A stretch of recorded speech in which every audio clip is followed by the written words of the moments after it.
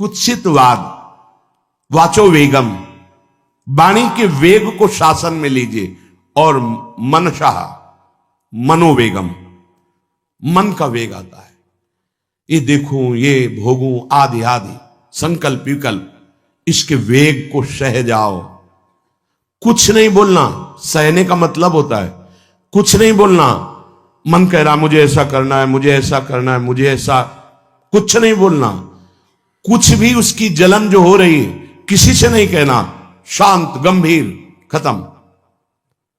पर उपासक क्या करता है, जो कच्चा उपासक है, नहीं नहीं अब मेरे मन में आ रही, मेरे मन में जलन हो रही, मुझे ऐसा करना है, मुझे ऐसा नहीं।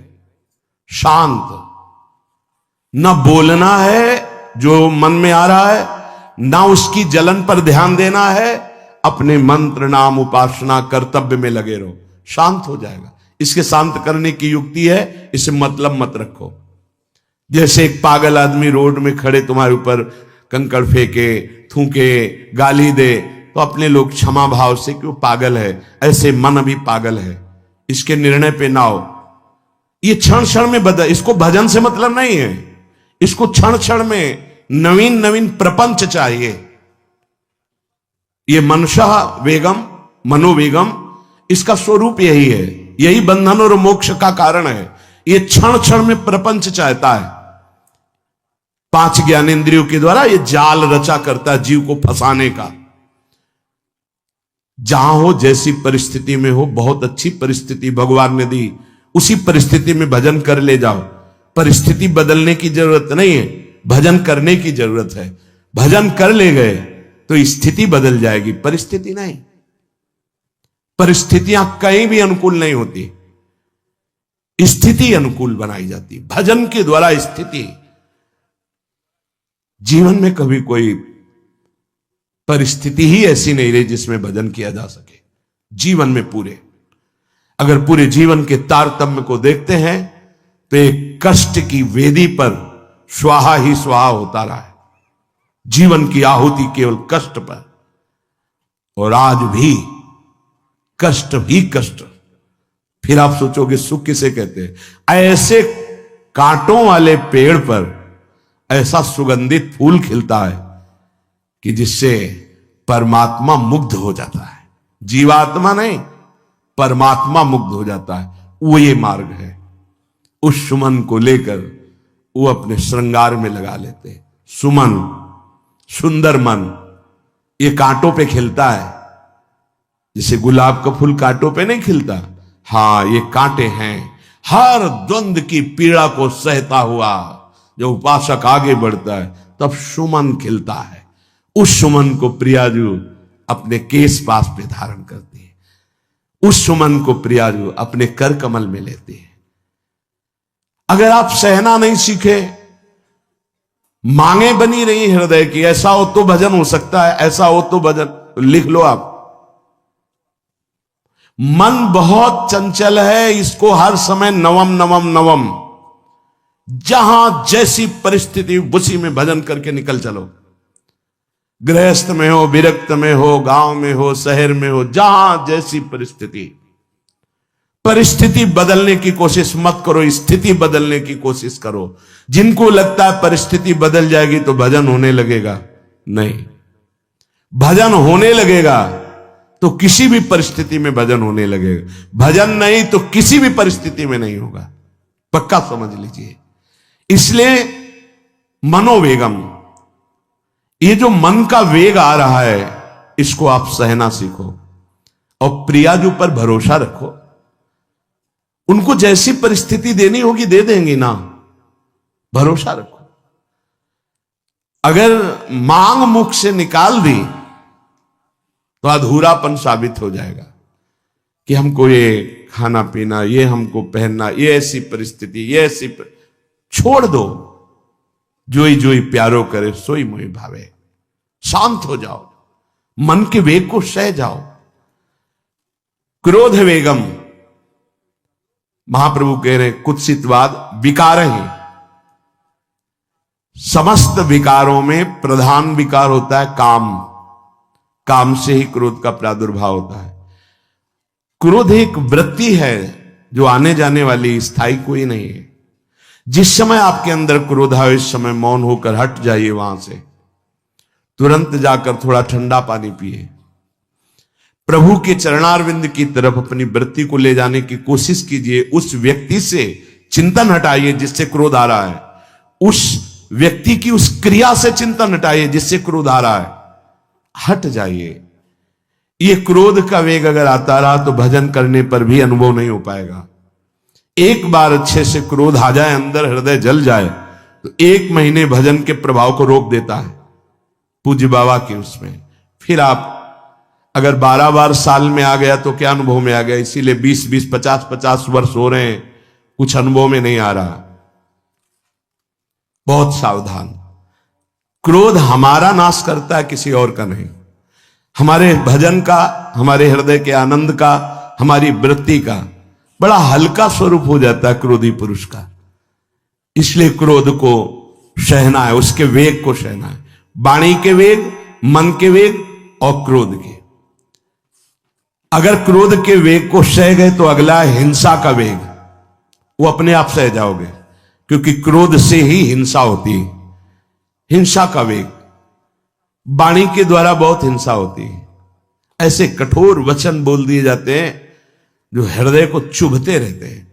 बाहर का डंडा लगा है, पिटाई हुई तो 2-4 दिन में ठीक हो जाएगा, लेकिन हृदय में जब पिटाई की जाती कठोर वचन के द्वारा, तो 10 साल बाद अगर दिखाई दे तो फिर ये वो बोला था, ऐसा बोला था, वो हृदय में घाव बना रहता है। वाणी का हिंसात्मक स्वरूप प्रायः क्रोधी जनों में ही पाया जाता है। अगर क्रोध वेग को सह गए तो वाणी के द्वारा हिंसा नहीं होगी, और मन के द्वारा मलिन हृदय में हिंसा का भाव होता है कि चलो हम वैष्णव में मारेंगे तो नहीं, पीटेंगे तो नहीं आपको, लेकिन भगवान तुम्हारा नाश करेंगे, भगवान बहुत जल्दी, ऐसा भाव मन में, ये भी हिंसा है शरीर के द्वारा। तो ना वाणी के द्वारा, ना मन के द्वारा, ना शरीर के द्वारा। क्यों? उसके हृदय में भगवान बैठे हैं, हमको उनको रिझाना है, हमें निर्दोष होकर भगवत प्राप्ति करनी है। ये हजारों दोषों की पंक्तियां यहां हैं। कोई कह दे हम निर्दोष हैं, हमें लगता है कि यही सबसे बड़ा दोष है। नहीं तो अंदर देखा जाए ना, तो क्रम क्रम से धीरे धीरे निर्दोष हुआ जा रहा है प्रभु की कृपा से। कोई जन्म से निर्दोष नहीं होता, वो तो अवतार होते हैं भगवान के। एक पद में था, शरण जिसको ले ली हृदय से लगा, और विषय पंख से धीरे धीरे, क्रमशः विषय पंख से धीरे धीरे उसको हटाया। हित जो महाराज जी के लिए आया, हमारे हृदय को धीरे धीरे निर्विषय किया जा रहा है।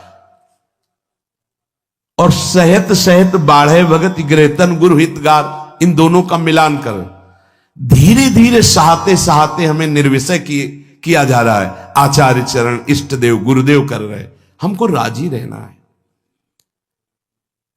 जैसी परिस्थिति है, जैसी भी हमें गुरुदेव रख रहे हैं, इष्ट देव रख रहे हैं, हमें राजी रहना है।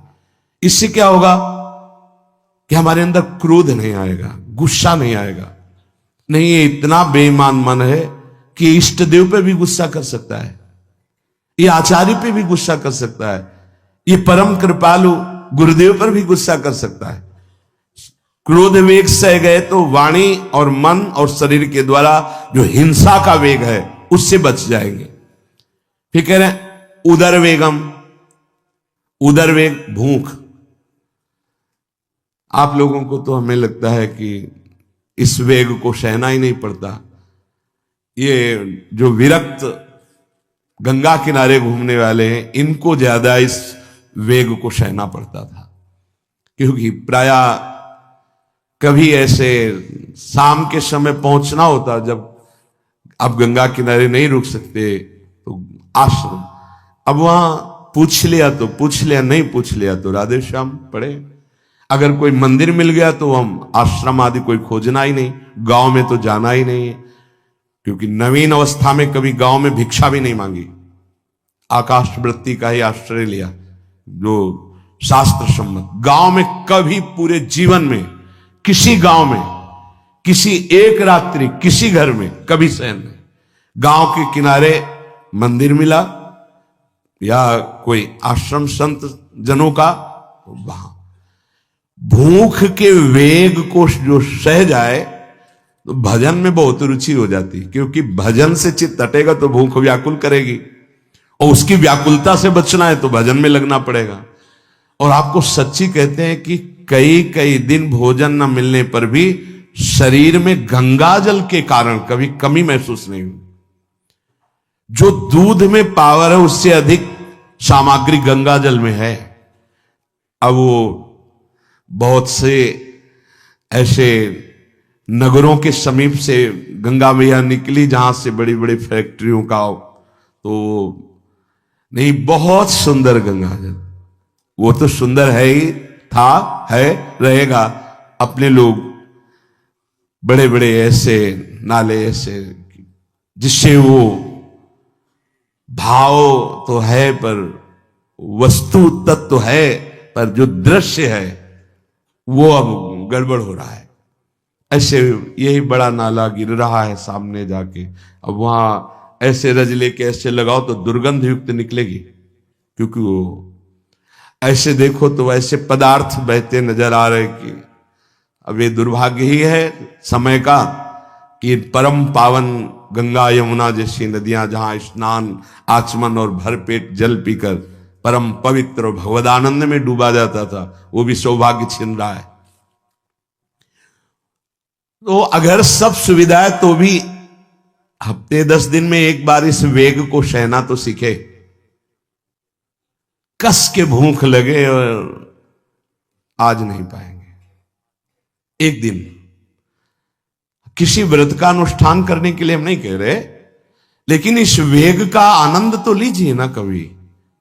एक टाइम का छोड़ दीजिए, एक दिन केवल हफ्ते में सुबह थोड़ा ले लिया, बस अगले सुबह लेंगे थोड़ा, तो आपकी दिनचर्या नहीं बाधित होगी। आपको तो मिल रहा है ना, मिल ही नहीं रहा था।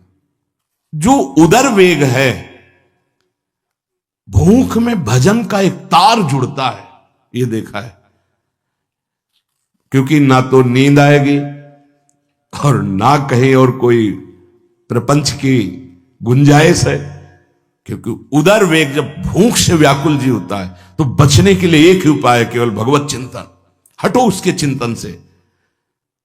ये पूर्व के संतों ने बहुत कष्ट पूर्वक भजन करके जो लाभ प्राप्त किया है वो आप लोगों को सहज में मिल। कभी कभी अपने को इससे परिपक्व करना चाहिए। जैसे शास्त्रीय पद्धति में महीना में 2 तो व्रत ही हैं, 15 दिन में एक एकादशी, 15 दिन में एक एकादशी। वो इसीलिए रखा गया है सार्वजनिक रूप से कि वो संयम को ना कर पाए तो 15 दिन में एक दिन संयम पूर्वक पवित्र भजन। अपने लोग जानबूझकर हफ्ते में एक टाइम छोड़ दें या एक दिन कभी ऐसे, तो उदर वेग को सहते हुए भजन। उदर वेग देख लो, उदर वेग को सहने के लिए तो अगला जो बात कह रहे हैं वो अपने आप सह जाओगे। जैसे क्रोध वेग को सह गए तो हिंसा वेग पर आप शासन कर लेंगे, ऐसे उदर वेग को सह गए तो उपस्थ वेग को सह जाएंगे। उपस्थ वेग कहते हैं जनेन्द्री के कामोपभोग को। जब पेट में भरपेट भोजन ही नहीं है ना तो और कुछ चिंतन ही नहीं रहा। यौवन अवस्था जवानी ऐसे भगवान ने काटी है कि याद ही नहीं रहा कि संसार का कोई सुख होता है। वह एक लक्ष्य ब्रह्माकार वृत्ति कैसे कैसे तत्वबोध हो, बस कठिन से कठिन जहां वैराग्य की भूमिका वहां कूद जाना, उसी में स्थिति में आने की कोशिश करना, देह राग का त्याग करना, ये युद्ध चल रहा था। बड़ी कृपा है। उपस्थ वेग, इसका जनेन्द्री का वेग आता है। जो स्कूल में आदतें जिनकी गंदी हो गई बच्चों की, फिर आगे वो संयम में, उनको बहुत बाधा है।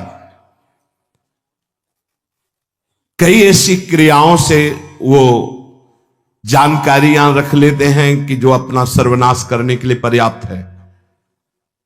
उपस्थ का जब वेग आए तो सहने की सामर्थ्य उसी की आएगी जो उदर वेग को सह जाता है। पक्का।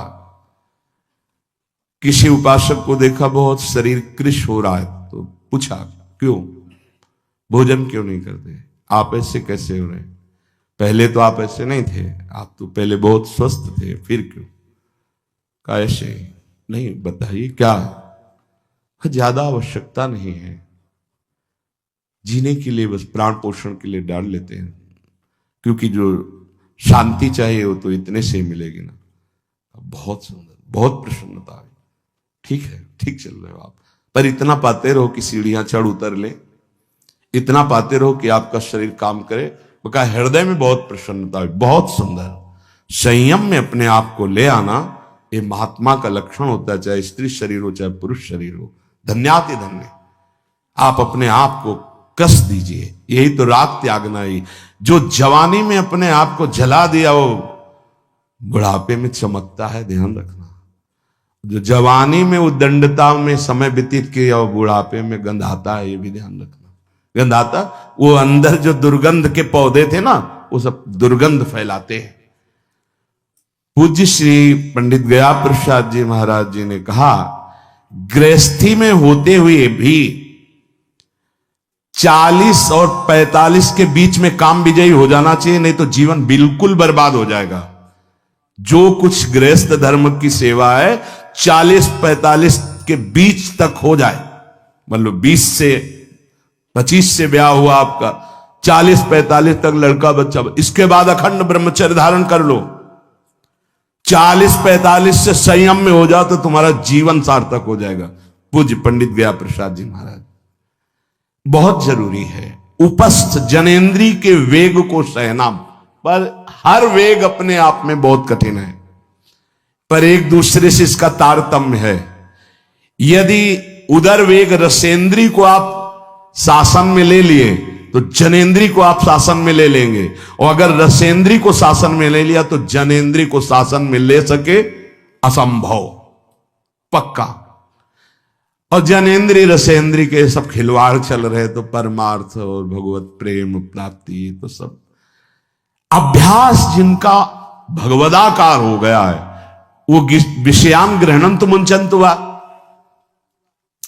जब इंद्रियों पर शासन बाबा ने अपने किया तो 24 घंटे में एक कवल पाते थे, एक कवल, आश्चर्य होता है। ऐसे सामने दाल रोटी सान ली गई और एक कवल जितना, बाबा सिद्धासन पद्मासन का से। और जब भगवदानंद ब्रह्मानंद में 70 घरों में एक दिन में भिक्षा में जाते थे, एक दिन भिक्षा। अब वहां गए तो एक कवल तो पाया ना, तो 70 कवल हो गए। विषयान ग्रहणंत मुंचंत हुआ, कोई फर्क नहीं। पर हम क्या होता है कि स्थिति होती नहीं तो सिद्धों की नकल करने लगते नहीं। पहले हम साधक हैं, पहले हमारी इन वेगों पर विजय प्राप्त करने की वृत्ति आनी चाहिए। वाणी का वेग, मन का वेग, क्रोध का वेग, हिंसा का वेग, उदर का वेग और जनेन्द्री का वेग, एतान वेगान सहते यस्तु विद्वान, वही शास्त्रों के रहस्य को जानने वाला परमार्थी है जो इतने वेगों को सह जाए। निंदा चास्य हृदयम नोपहन्यात्, इसके बाद जब उसकी निंदा हो तो उस पर कोई फर्क नहीं पड़ना चाहिए। इसके बाद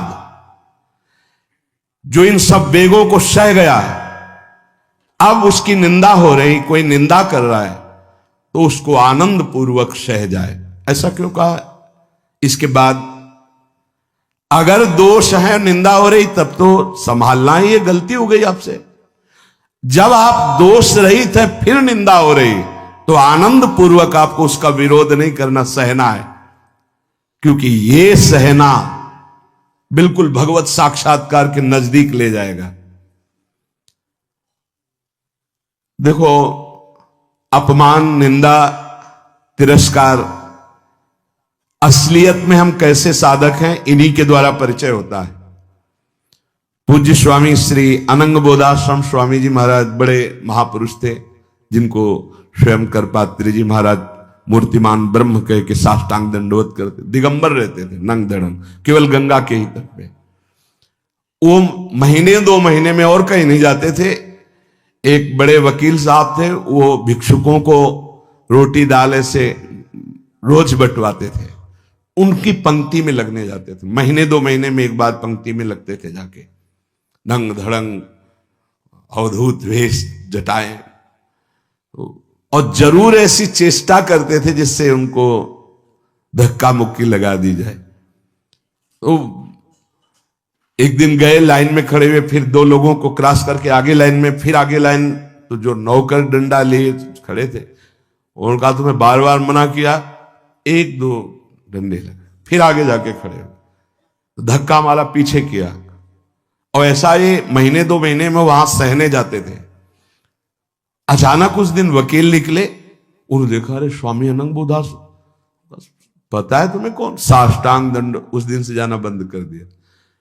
फिर एक दिन गए थे प्रभुदत्त ब्रह्मचारी जी के यहां, कहां असनी है और कहां जोशी, गंगा किनारे पूरी रात चल करके पहुंचे। 2 बजे आवाज लगाई, ब्रह्मचारी।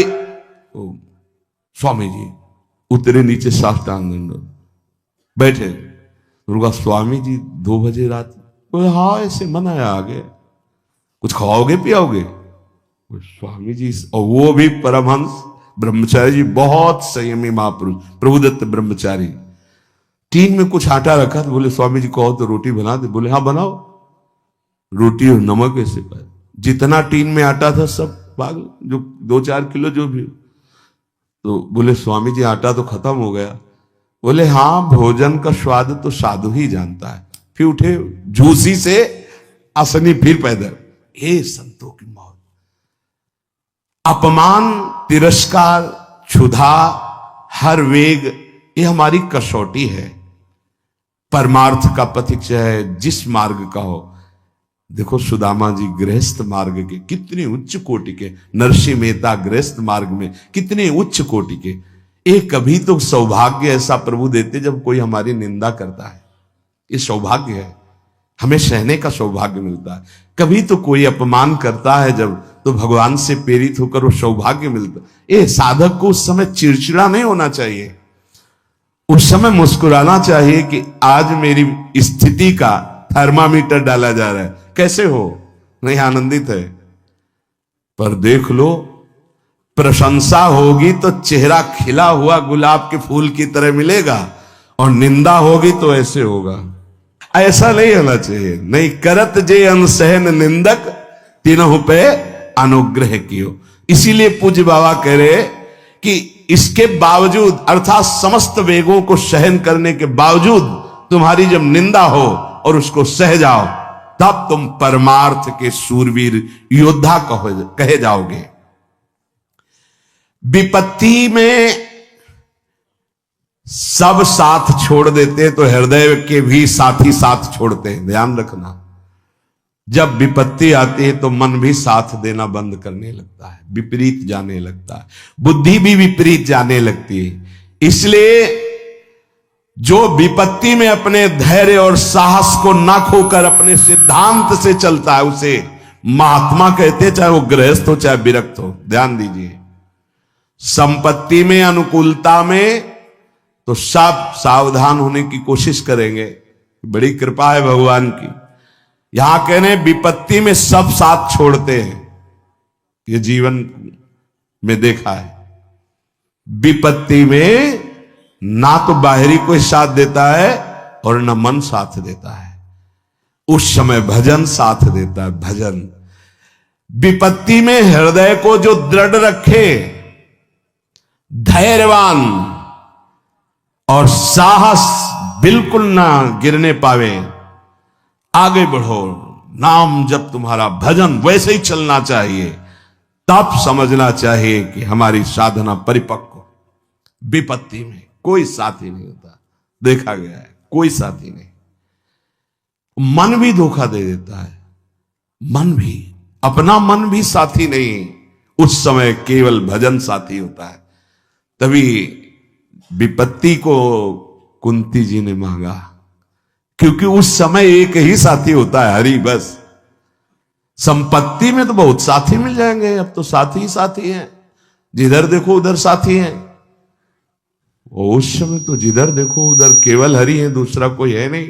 ये बड़ा सुख मिलता है जब तिरस्कार और विपत्ति एक साथ होती है, तो सीधे प्रभु से फोन में बात होती, सीधे प्रभु होते हैं ये आपके सिवा को। इसीलिए बहुत प्रवीण है कुंती माता, इसीलिए कहा कि मुझे विपत्ति दीजिए जो हर कदम में आपका स्मरण कराती है। अच्छा, प्रभु जब कृपा करते हैं तो ऐसी विपत्ति देते हैं कि अंतिम श्वास तक वो बनी ही रहती है, अंतिम श्वास तक बनी रहती है।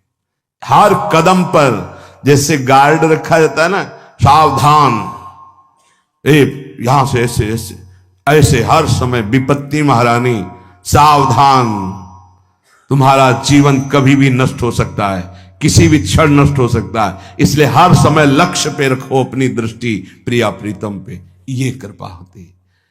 तो उपासक को जब विपत्ति मिले, सब साथ छोड़ दें, मन भी ना लगे, तब धैर्य और साहस दोनों को सुरक्षित रखते हुए साधना में समय आया है, परीक्षा आई है, फेल मत हो, धैर्य पूर्वक डटे रहो, निकल जाएगा। ये तूफान है, मन का तूफान है, माया का तूफान, निकल जाएगा, आगे बढ़ो। अगर भूल गए तो इससे बड़ी कोई हानि नहीं होगी, ध्यान देना। साहानिस्तन महच्छिद्रम सा चांद्र जड़ मूढ़ता यन्मुहूर्तम क्षणार्धम वा वासुदेवम न चिंतेत। अय उपासक, वो मुहूर्त, वो आधा क्षण जिसमें आप अपने प्रभु को भूल गए, किसी भी प्रकार से अपमान को देखकर, निंदा को सुनकर, विपत्ति के चक्कर, सबसे बड़ी हानि हो जाएगी। आधे क्षण के लिए भी प्रभु को नहीं भूलना। सबसे बड़ी त्रुटि अंधापन, जड़ता, मूर्खता होगी कि उपासक निंदा सुनकर अपमान की परिस्थिति में या विपत्ति में अपने प्रभु को भूल जाए। नहीं, एक क्षण के लिए भी नहीं, ना संपत्ति में भूलेंगे और ना विपत्ति में भूलेंगे। जो उपासक है वो ममता शून्य होता है, इसलिए उसका भजन नहीं रुक सकता। न शरीर पे ममता है, न किसी संबंधी पे ममता है, तो विपत्ति किस पे आएगी? इन शरीरों पर ही तो आती है। विपत्ति किस पे आएगी? संबंधों पर ही तो आएगी। तो उसका भजन क्यों नहीं रुकता? क्योंकि ममता शून्य है। इसीलिए इस ममता पर प्रहार गुरुदेव करते हैं, आचार्य शास्त्र करते हैं। ममता शून्य बनो, अपनी ममता केवल प्रियालाल से, तो भारी विपत्ति में भी हमारी ममता सुरक्षित श्यामा श्याम से, उनका चिंतन चलता है। एक एक कदम पर वो मुस्कुराते नजर आते हैं जब किसी का सहारा नहीं होता, किसी का भरोसा नहीं होता, कोई अपना नहीं होता है। ये जानबूझ करके किया जाता है, नहीं तो संसार में सबके कुछ न कुछ अपने होते हैं। संसार में कुछ न कुछ सपने होते हैं और कुछ अपने होते हैं। जानबूझकर सब सपने मिटाए जाते हैं और सब अपनेपन मिटाए जाते हैं। हमारा स्वप्न भी प्रभु होते, कल्पना, भावना, चाहत, गति, जो हमारे प्रभु होते हैं, और हमारा अपनापन भी प्रभु से होता है। अब व्यवहार में सब अपने हैं। अब देख लो, पहले एक बार अपनापन हटाया, ममता हटाई, प्रभु के चरणों में रखी, इसके बाद अब सबसे प्रभु भाव से नाते नेह राम के मने, अब कोई फर्क नहीं। पर अभी ममता से समता में नहीं पहुंचे, इसलिए ममता हटानी है। एक बार हटाओ, अपने शरीर से, अपने संबंध से, अपने इंद्रियों के भोगों से ममता हटाकर श्री जी के चरणों में। एक अहमता ममता ये जग में है दुखदाई, ये जब श्री जी की ओर लगे तो होत परम सुखदाई। उपासक को क्यों विघ्न नहीं पड़ता भजन में? क्योंकि उसकी कहीं ममता ही नहीं होती। अब वो पधार गए, आओ तो मृत्यु लोक है, जाना ही है, राधा राधा राधा। बलराम ब्रजवासी बताते हैं कि उनके बगल में एक गृहस्थ भक्त थे, तो उनका पुत्र मथुरा गया तो एक्सीडेंट से पधार गया, और उनके 4 घंटे जप का नियम था, तो 2 घंटे हुए थे, वो जप रहे थे। सूचना ही कि आपके पुत्र का एक्सीडेंट हो गया और ऐसा ऐसा, तो उनका है पधार गया। बोले पधार गया? बोले जब पधार ही गया तो आगे का कार्य आप लोग देखो, 2 घंटा रह गया, पूरा जप हो जाने पर ही हम उठेंगे। पूज्य श्री मुखिया जी महाराज, जो इस समय गाते हैं, राधा वल्लभ जी इनके पिताजी, बड़े मुखिया जी कहे, जहां राधा वल्लभ जी के सामने हारमोनियम में ऐसे हाथ रखा और एक बार राधा वल्लभ जी को देखा, आंख बंद की, तो समाज पूरी होने के बाद ही आंख खुलेगी। इतने में सूचना है कि आपके बड़े पुत्र को अग्नि के द्वारा ऐसा, तो शरीर पूरा हो गया। तो बस राधा वल्लभ जी की तरफ देखा, आंख मूंद ली, पूरी समाज करने के बाद ही उठे। क्यों? क्योंकि ममता शून्य है। ममता युगल चरणारविंद में राधा वल्लभ लाल जी के जाने का समय निश्चित है, चला गया। अब हम श्री जी की सेवा में उसका मंगल ही होगा, ये आना बड़ा कठिन है। स्मृति आपके हृदय के सारे राग, सारे दोष नष्ट कर देगी। श्री उद्धव जी महाराज ब्रज गोपियों के लिए कह रहे हैं, अहो आश्चर्यम भगवती वासुदेव यासाम भवती नाम मनः अंतःकरणम इति। अहो आश्चर्य की बात है, ये गृह कार्य में लगी हुई गोपीजन, गृहस्थ भेष में ये लगी हुई गोपीजन, ऐसी ऊंची स्थिति, यासाम भवती नाम मनः, इनका मन वासुदेवे भगवती, प्रभु श्री कृष्ण में इस कोटि का लगा हुआ है। वाह कोई शुद्धि नहीं, यंत्रवत गृहस्थ की चेष्टाएं हो रही हैं। एवं प्रकारेण सर्वात्मना अर्पितम ताह यूयम भवत्यो गोप्यः इस्म नूनम पूर्णार्थाः कृतार्थाः। ओहो, आश्चर्य की बात है, प्रभु श्री कृष्ण में ऐसा इन्होंने मन लगाया है, ऐसी गोपियों की स्थिति है कि ये पूर्ण है, ये कृतार्थ हो गई हैं। अपिच भवत्याः यूयम लोक पूजिता विश्व वंदिता जाताः। इनकी ऐसी स्थिति है कि सर्व लोग इनके चरणों में प्रणाम करे, पूजन करे, ये विश्व वंदनीय हो गई हैं गोपियां। क्यों? क्योंकि लघु प्रयास साध्यत्वाद भगवती मनोनिवेशनस्येति। इन्होंने कोई थोड़ा प्रयास नहीं किया होगा, बहुत इन्होंने प्रयास किया होगा, तब इस जन्म में आकर ऐसी स्थिति प्राप्त हुई कि मनोनिवेश, मन का प्रवेश हो गया श्री कृष्ण में। योगादि फल में वो भवती भी, समस्त योग साधनों का फल भी यही है कि तुम्हारा मन प्रभु की याद में डूब जाए। अहो अहो, बार बार आश्चर्य है, आश्चर्य है। बंदे नंद ब्रज स्त्री नाम पाद रेणुम अभिक्षसा यासाम हरि कथोद्गीतम पुनाति भुवनत्रयम। तीनों लोक पावन हो रहे इन गोपी जनों के जस में, जो वाणी से गान करती हैं, जो भूमि का स्पर्श करती हैं, सब लोक के लोक पावन हो रहे, इनकी चरण रज की वंदना है। क्यों? क्योंकि मुरारी पादार्पित चित्त वृत्ति, स्मृति में केवल श्री कृष्ण है, केवल श्री कृष्ण। एतावान योग आदिष्टो, यही सबसे बड़ा योग है। योग का स्वरूप सबसे बड़ा यही है। सर्वतो मन आकृष्य मय्यद्धावेश्यते यथा। सब जगह से मन को हटा लो और प्रभु श्री कृष्ण में लगा लो, प्रिया प्रीतम में। बार बार उनका नाम कीर्तन, नाम जप, उनकी लीला श्रवण, लीला गायन जैसे बने, उनकी याद रहे। सबसे बड़ा योगी वही जो प्रभु के चिंतन में मगन है। शकृन मनः कृष्ण पदारविंदयोर निवेशितम तदगुण राग यैरिहि न ते यमं पास भरतंच तद्भटान स्वप्ने पश्यन्त्यपि चीर्ण निष्कृताः। इह संसारे यही पुरुषे तद्गुण रागितस्य भगवतः श्री कृष्णस्य गुणेषु रागोनुरागोस्ति अस्य अस्मिन्। इस संसार में जिन्होंने अपने मन को खींच करके समस्त भोग विलासिता संबंधों से श्री कृष्ण में लगा दिया, श्री कृष्ण के नाम रूप गुण लीला में लगा दिया, कोई भी दुख उन्हें व्यापेगा, कोई चिंता व्यापेगी? कदापि नहीं। कृष्ण पदारविंदयो एक बारमपि श्री कृष्ण भगवतो वासुदेवस्य पादारविंदयो चरण कमलयो निवेशितम।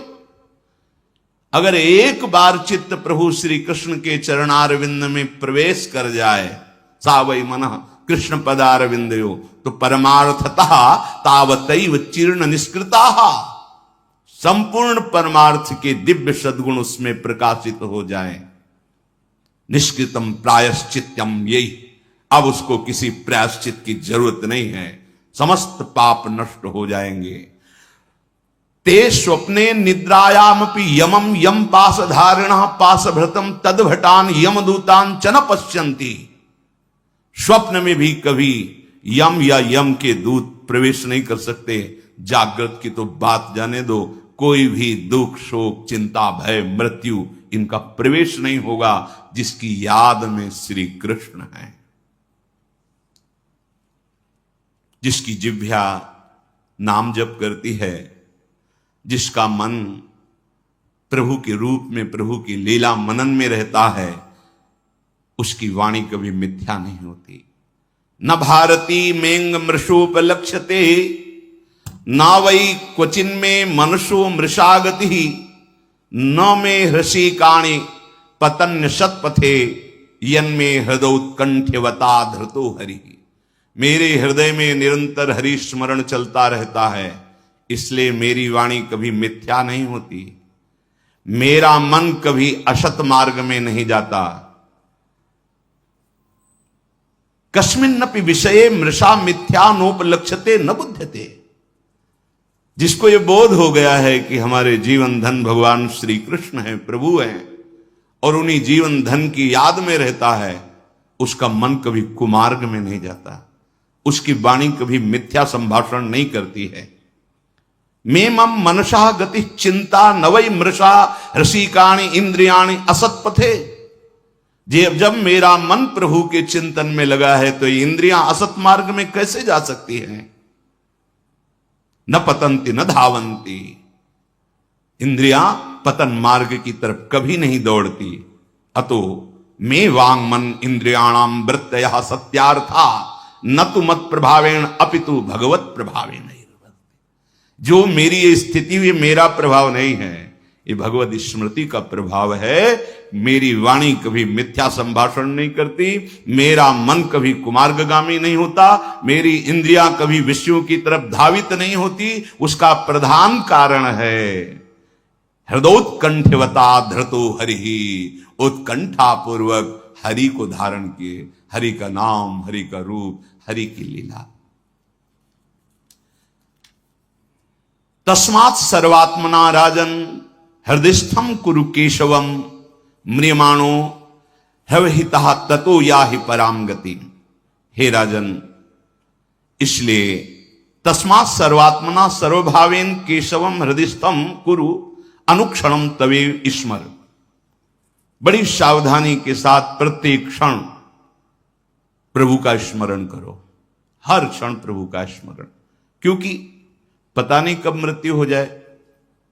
मानो राजा परीक्षित जी को तो 7 दिन पक्के थे ना कि 7वें दिन तक शक आएगा, अपने को 7 सेकंड भी पक्के नहीं है। तथा ही तस्यानु ध्यान देव म्रियमाणः मृत्यु कालेपि अवहितः सावधानः। मृत्यु काल कब आ जाए पता नहीं, तो हमको हर समय सावधान रहना। पता नहीं ये श्वास आखिरी हो तो क्या करना है। बोले सावधाना सन पराम गतिम भगवत भावम यासि प्राप्स्यसि। आप हर समय भगवत भाव में रहिए, मुक्त हो जाओगे। इसी सेकंड में मुक्त हो जाओगे। अगर इसी सेकंड में प्राण गए और आप प्रभु का नाम ले रहे हैं, राधा राधा कृष्ण कृष्ण, मुक्त हो जाओगे। पराम गति, निश्चित परम गति प्राप्त होगी। अपना भरोसा नहीं कब शरीर छूट जाए। राधा राधा राधा। अविस्मृति कृष्ण पदारविंदयो क्षिणोत्यभद्राणि च समतनोति सत्वस्य शुद्धिम परमात्म भक्तिम ज्ञानम च विज्ञान विराग युक्तम। कृष्ण पदारविंदयो वासुदेव चरण कमयो अविस्मृति अविस्मरणम सर्वदा ध्यानम। उपासक को चाहिए एकमात्र बात पकड़नी है, प्रभु का विस्मरण ना होने पावे सारे पाप नष्ट हो जाएंगे, सारे दुख नष्ट हो जाएंगे, सारे अमंगल नष्ट हो जाएंगे। आहा। अविस्मृति अर्थात अविस्मरणम सर्वदा ध्यानम तो अभद्राणि अमंगलानि पापानि क्षिणोति नाशयति सम मंगलम कल्याणम सत्वस्य चित्तस्य शुद्धिम परमात्मा भक्ति।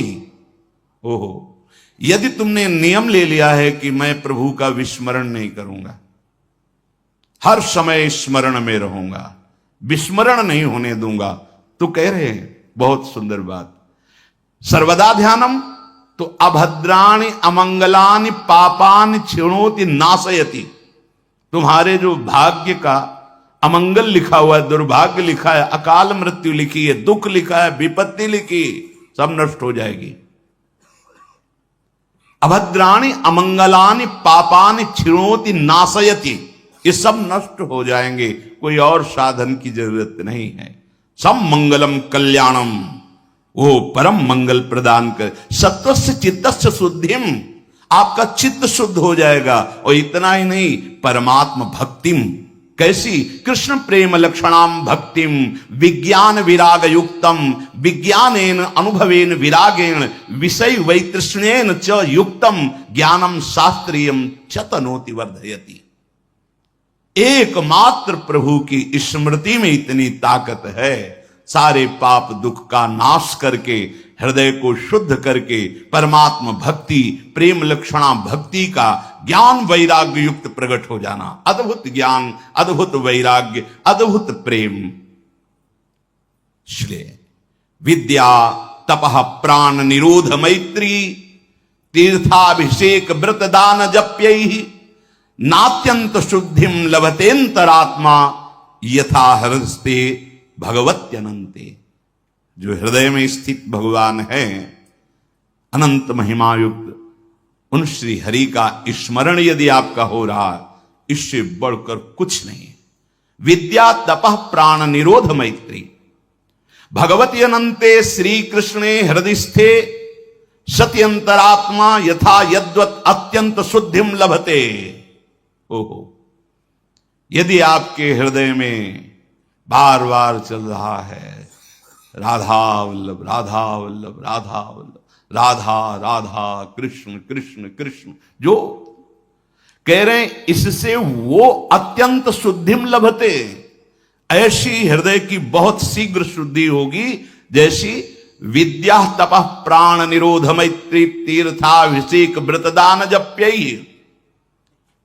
विद्या शास्त्र स्वाध्याय, तपस्या, प्राण निरोध योग आदि के द्वारा, और भी दान व्रत तीर्थाटन आदि मंत्रानुष्ठान आदि, तपः स्वधर्माचरणम, अपने स्वधर्माचरण के, प्राणायाम मैत्री सर्वभूत हितैषिता तीर्थाभिषेक तीर्थे स्नानम व्रतम दानम परस्मै स्वसमर्पणम जप्यम तेतैः पूर्वोक्तैः, ये जितने बताए गए, इनके द्वारा वो शुद्धि नहीं होती जो हृदय में प्रभु को अपना स्वामी मानकर, उनका आश्रय लेकर नाम जब स्मृति चल रही, याद में डूबा है प्रभु की, इससे बड़ी कोई तपस्या, कोई तीर्थयाटन, कोई शास्त्र स्वाध्याय, बहुत जितने भी साधन इसके बराबर नहीं हैं। अयम भावः यथा हरिस्मरणेन शवासनम मनः शुद्ध्यति न तथा विद्यादि भी मन आत्यंतिकी शुद्धिम लभते इत्यर्थ। जो भगवान श्री कृष्ण के स्मरण में पवित्रता आती है, महानता आती है, वो किसी और साधन से नहीं आ सकती। उपासक को चाहिए पुरुषोत्तम भगवान श्री कृष्ण चित्तस्थ, कहीं और दूसरी जगह नहीं, यही बैठे हैं। वैसे भी सिद्धांत में वर्णन है, चित्त के अधिष्ठात्र भगवान वासुदेव श्री कृष्ण ही हैं और सबके हृदय में वो बैठे हैं। पुरुषोत्तम भगवान श्री कृष्ण चित्तस्थ अंतःकरणे स्फुरति हृदय, आपका कार्य है चिंतित, उनका चिंतन करो जो तुम्हारे हृदय में ही विराजमान है। तो शनपुंसाम द्रव्य देशात्म संभावान द्रव्यम हिरण्यादि हविरादि वा देशा स्थानम आत्मा मनः तैर तैर द्रव्यादि भी संभव उत्पत्ति ऐसाम तेतान। जो द्रव्य दोष है, पदार्थ दोष है, स्थान दोष है, व्यक्ति दोष है, वो आप पर प्रभाव नहीं डाल पाएगा। बहुत सुंदर बात है। या कह रहे हैं पुरुषोत्तम भगवान श्री कृष्णा चित्तस्था, तुम्हारे हृदय में भगवान पुरुषोत्तम विराजमान है। क्या करो? चिंतिता सनपुंसाम, अगर उनका सतत चिंतन कर रहे हो तो कोई द्रव्य, कोई देश, कोई स्थान, कोई वस्तु, कोई व्यक्ति तुम्हारे को विक्षेप नहीं पहुंचा सकता। अगर निरंतर स्मरण चल रहा है तो कोई प्रभाव नहीं डाल, शास्त्र प्रमाण कोई। सर्वान हरत चित्तस्थो भगवान पुरुषोत्तम, क्योंकि उनका चिंतन हो रहा है, वही हृदय में बैठे हैं, सब दोष हरते रहेंगे, कोई दोष आप पर प्रभाव नहीं डाल पाएगा। आप तभी दोषयुक्त होते जब भगवान को भूल जाते हैं, क्योंकि उत्पत्ति ही ये शाम थे, सब कुछ प्रकट उन्हीं से हुआ, वही बने और उनकी स्मृति है, तो आपको प्रभाव नहीं पड़ेगा।